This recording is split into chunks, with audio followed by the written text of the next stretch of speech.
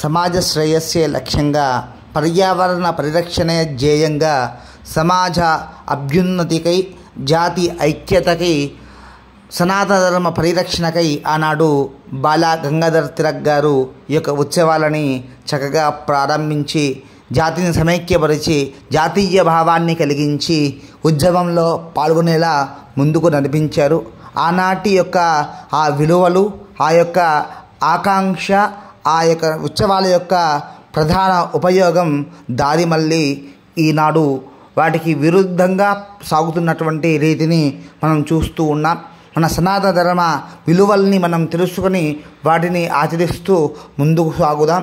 మహాగణపతి మట్టి గణపతిగా మనం భావించి ఆ ప్రకృతే పరమాత్మగా భావించేటువంటి మన సనాతన ధర్మాన్ని చక్కగా ఆచరిస్తూ అందరికీ ఆదర్శంగా అడుగేసి ఆ గణేశుని యొక్క ఆశీస్సులని అందుకుందాం. పండుగ అంటే వినోదమే కాదు, విజ్ఞానం అనేటువంటి విషయాన్ని మర్చిపోకుండా ఆనాటి పెద్దల యొక్క దృష్టిని గమనించి ముందుకు సాగుదాం. నమస్కారం అండి, నా పేరు దేవేందర్. మేము జనగాంలో స్థానిక నెహ్రూ పార్క్ నుంచి వెళ్ళి బ్రిడ్జి కింద 3వ గల్లీలో మట్టి వినాయకులు తయారు చేస్తున్నాం. మా దగ్గర వచ్చేసి 3 ఫీట్ల నుంచి 6.5 ఫీట్ల దాకా వినాయకులు ఉన్నాయి. 3 ఫీట్లది వచ్చేసి 4,000 రూపాయలు పడుతుంది. ఇది 4 ఫీట్లది. ఈ 4 ఫీట్ల వినాయకులు 7,500 అమ్ముతున్నాం. ఇది 5 ఫీట్ల వినాయకులు, ఇది 8,500 అమ్ముతున్నాం. ఇది 6.5 ఫీట్ల వినాయకుడు, ఇది ఇప్పుడు కొంచెం 15,000 రూపాయలు ఉంది.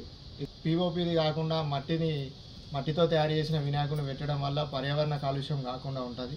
అందరూ ఆలోచన చేసి మట్టి వినాయకుని ప్రోత్సహించాలని కోరుకుంటున్నాను.